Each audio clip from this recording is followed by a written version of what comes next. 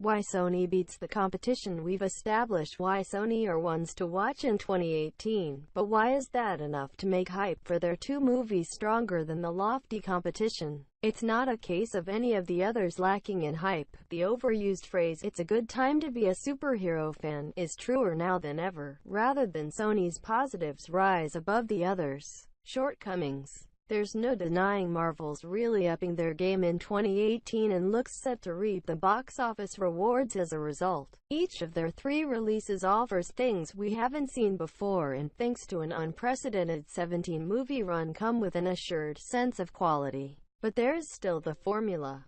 Marvel movies are marked out as a type beyond the opening logo, with a classical plot structure, especially for origin films, weak villains who exist to only lionize the heroes, and an overbearing sense of humor and fun, even if the story doesn't demand it. This doesn't make them bad, but can lead to a rather rigid set of films, with directors simply putting their outside stamp on the same machine. We know what to expect, and what not to. If any trio can break through that complaint, it's Ryan Coogler, the Russo brothers, and Peyton Reed. But in light of this, everything Sony is doing feels unique, which is definitely appealing after nearly 2 decades of the genre. It's also worth noting that within the formula, one of the key appeals for the MCU this year comes from Sony, Spider-Man. It's Marvel Studios who've returned Peter Parker to past glories. But any success with a character in Infinity War has to be in some small part attributed to the studio doing the loaning.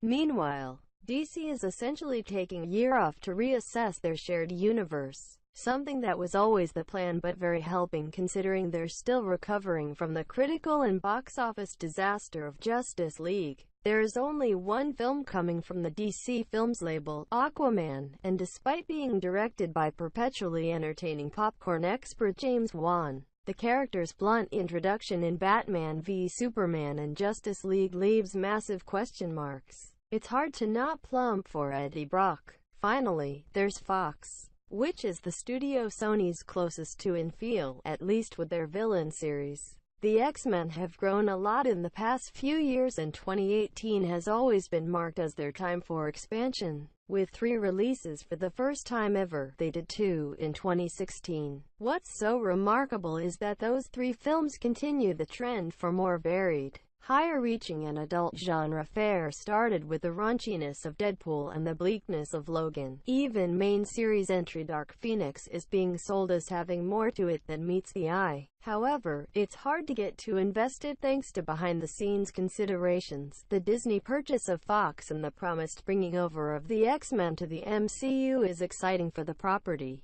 but takes away some of the allure of these films. Even if Deadpool's sequel, spin-off X-Force, is still on the cards. Plainly put, there's forward momentum at Sony, not at Fox.